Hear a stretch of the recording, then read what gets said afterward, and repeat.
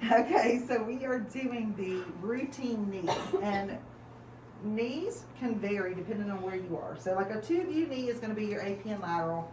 3 views will be your AP, your medial oblique, lateral. Some of them just do AP lateral and set agast for the patellofemoral joint, which is what we call a sunrise projection. We're going to do that next week. But today we're going to go through AP, AP medial oblique, AP lateral oblique, and the lateral. Okay? Knees can be done tabletop or table bucky, depending on the size of your part. If your part is more than 10 centimeters, then it needs to be done either in the table bucky or with a grid. Okay? Today we're going to be using the table bucky. Now, a couple things with the AP. Typically in clinic, you're going to see a majority of your techs doing a 5 degrees cephalic angle on all of your patients. That is because our population typically is, and I don't want to say typically, but more of our majority of our population is larger, and so we use a 5 degree cephalic angle. Another reason I see it being done, though, I think, is because it's easy to remember 5 degrees cephalic on the AP, and then you go straight into your lateral, keeping the same angle. However, according to Merrill's, our angulation of our central ray is dependent upon the distance between your patient's anterior superior iliac spine, or ASIS, to tabletop distance, okay? So if this distance from here to the top of my table is less than 19 centimeters, my central ray angulation for my knee, AP and obliques, needs to be 5 degrees caudal, okay, to open the joint space. If my patient's ASIS to tabletop distance is between 19 to 24 centimeters, then I can shoot straight in perpendicular. If the distance is 24 or greater, 25 centimeters or more is what I usually go with, then it's a 5 degree cephalic angle, okay? One thing about, and when you're using table bucky, we're using it because there's a grid already built in. And one thing about doing this is it makes it really easy if when you get started with these exams, go ahead and have your patient centered to your table, or you can bring your IR a little bit towards the bottom of the table since our knees are lower extremities, right? Go ahead and kind of get that lined up, and then take your tube and go ahead and set it up. Well, I don't know right now what her distance is, so let me find my calipers. And when you're measuring, you're just going to slide this right underneath, find her ASIS, and then just set it right on here. If I don't have calipers in the department, what can I use? The ruler on the tube. Yeah, the ruler right there on the tube. So, is this good there? She is 18 centimeters, so she's less than 19. What does that mean? 5 degrees caudal.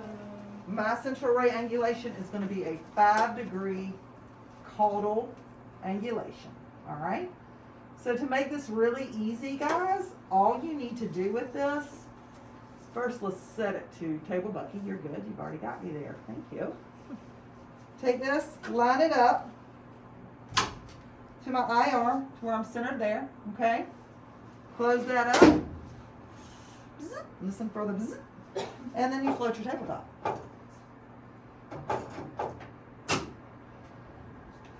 Now, I have to have her knee in a true AP. So to do that, I'm going to turn her toes up. I'm going to find her condyles. Make sure that they're right across from one another. Her knee is in a true AP. And then my central ray should be entering 1/2 inch below the apex of the patella. Okay? So, got to palpate that patella. Here it is. And then coming 1/2 inch below it. So that would put me about right there. Collimation, average knee is going to be an 8 by 10. 10 inches lengthwise, 8 inches wide. But when I do this, I want to make sure I have at least 1 inch of light on each side. And do you see, if you guys come over here, if you look at this, you can see that I don't have a whole lot of femur, do I? I've got this much femur and all the rest of this is tib fib. In clinic, you're going to see us typically go to the crease of that patient's leg because that's where your joint space, and that evens out your distance. So you kind of need to watch your text to make sure. And I'm going to go about right there. I am going to open this up a little bit. For her, I would have changed her and taken these pants off, or either I'd have got her to pull them all the way up mid-thigh. If she can't get them up past this light field, they need to come off. All right, jeans especially. So I'm gonna just come out.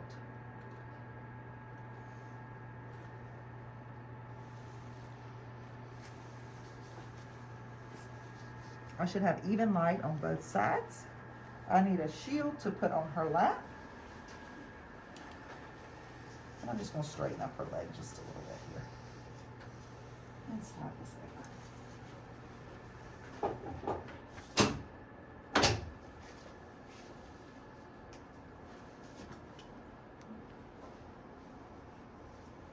Don't have any breathing instructions with this. I do need to go up to 40. I am at 40. Look at that. That's your AP knee. Questions? All right, for the medial oblique knee, how much are we angling this knee? 45 degrees. 45 degrees. Can I just take her leg and just turn it? No. I could, but what usually happens is that it kind of comes back because there's nothing really holding it in place. If you drive that knee with the hips and just have your patient turn up just a little bit away from me, and then I can put a sponge. If you're using one of these thicker sponges, it needs to go higher because it causes OID, and then just roll back on that for me. That helps her to turn that knee in. You roll your knee a little bit more, about right there. So I'm just gonna pull her whole leg out some just to help her stay into that 45. And then I will just center up to where I have even light on both sides. Make sure I'm still coming in at that knee joint. Got my right marker. I still have my 5-degree caudal angle on this oblique. What this is doing, and I'm going to show y'all this with the mannequin, with the medial oblique. Somebody grab a book for us. So here's our knee, right? We've got our fibula, our tibia, patella, and femur. When we angle medially 45 degrees, what are we seeing? The lateral condyle of the tibia, Seeing the lateral condyle of the tibia, the lateral epicondyle, lateral epicondyle, and lateral condyle of the femur, right? What about this? the proximal tibia fibular joint. And what this is the number one reason we do this medial oblique is to open that proximal tibiofibular joint. So if you go to evaluation criteria under the medial oblique, read it out loud for us. What does it tell us? Tibia and fibula separated at their proximal articulations. Mm-hmm. Posterior tibia. Mm-hmm. Lateral condyles of the femur and tibia. Both tibial Plateaus. plateaus. Yep. So remember your flat top of your tibias. You're going to see those. Okay. Margin of patella projecting slightly beyond the medial side of the femoral condyle. Okay. Pause with that. So what happens when I'm rolling this leg in medially? The patella is thrown over across the medial aspect. So it's going to kind of be protruding out on the medial side. Okay. Anything else? Open knee joint. Open knee joint. So that's because open knee joint is going to be based on our angulation of our tube, right? So you got to know that. That's registry stuff right there. They want to know that, you know, I'm doing a medial oblique of the knee to open this proximal tib-fib joint. Okay. Also, I want to make sure that I can see the lateral condyle of the femur, lateral condyle of the tibia. How do you remember lateral, even though it's a medial oblique? Is because that's what's up, right? The further it is away from the IR, the more what it is? Magnified, right? And then throws the patella immediately. Now, if we do a 45-degree lateral oblique, I'm no longer seeing that proximal tib-fib joint, okay? I'm now looking at what condyles? The medial condyles of the femur and the tibia, and my patella is being thrown towards the Lateral. lateral side. Questions are going to be asked about that. Which condyles are you seeing on the lateral oblique? Which condyles are you seeing on the medial oblique? Make sure you know that. Okay? Do I need to go over the lateral oblique, or are y'all okay? Doing the same thing, going 45 degrees lateral instead of medial. There you go. Okay? Now we're going to do lateral. She's going to roll up on the affected side, which is the injured side. And to do a lateral knee, hips are driving the direction of the knee, right? So we're going to take this shield, pull it down here, and that's because my angulation of my central ray for all lateral knees needs to be between what to what? 5 to 7. 5 to 7 degrees cephalic. Always. Doesn't have anything to do with ASIS. Do y'all know why? Why would I need that angulation to be between 5 to 7 on a lateral knee cephalic always? Has to do with the way the anatomy is. So the joint will be What would cause it to be closed? You're right. What would cause it to be closed though? thicker parts. The condoms, You're on it. Why though? Give me more. because one's higher than the other. Yes, that's exactly right. Remember, your medial condyle and your lateral condyle are not at the same level. They're 5 to 7 degrees off. So we throw this 5 to 7 degree cephalic angle to put them on the same line. So they're superimposed directly on top of one another. Okay? So now, I gotta get her truly lateral. Oh, I moved my angulation, so I gotta check and make sure I go back to center up to my IR. Y'all don't forget to do that. And then I can just float my table once I get that done. So I'm gonna bring her back, and I'm gonna roll her hips back just a little bit. And you can get your patient, if they can, bend your knee up and put your foot flat if you can. That kind of helps brace them a little bit, gives them something to hold on to. And then I'm gonna roll your hips back a little bit more. Roll back. What I wanna do, I wanna get her femur as straight as possible. It looks much prettier on an image for the femur to become straight down the midline of your image and then have the angled lower leg. So what I want to do is I want you to pull your left leg back. There you go. And then I'm just going to slightly bend the lower leg out. All right. I got to get her condyles superimposed on top of one another, and I got to get this patella to be perpendicular to my IR or my tabletop. So bring your hips back a little bit more. I always squat down and look from the front to see if I should be looking dead at my patella and have the same distance from the top of the knee to the middle of the patella as I do from the bottom of the knee to the middle of the patella. And then your textbook tells you, still coming in a half an inch below the apex of the patella, and it says, find your medial epicondyle and come 1 inch below it.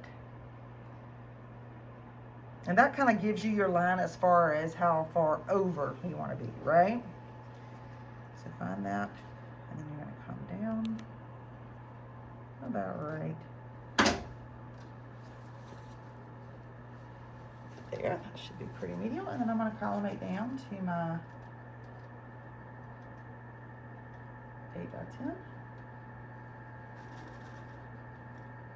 If I have a larger knee, I got to keep 1 inch on the sides of my part, so I might go to a 10x12 on a larger knee, okay? All right, so here's that.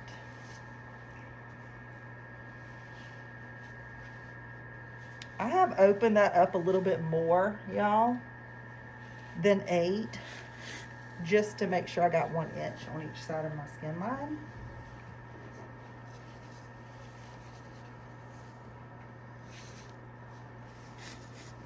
And I don't want to clip the soft tissue, so I might need to take a little bit of that angulation off of her knee.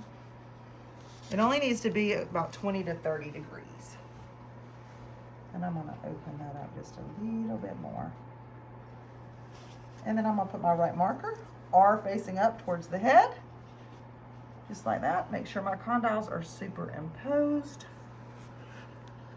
She's in a true lateral, 5 degree cephalic angle, 40 inch SID. How am I looking? Flipping anything? Send it up. That's your lateral knee. Can I touch the medial? Mm-hmm, you absolutely can.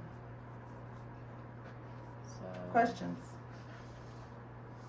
For the lateral, I will go over under rotation, over rotation, and the angulation errors in class on next week. Got it?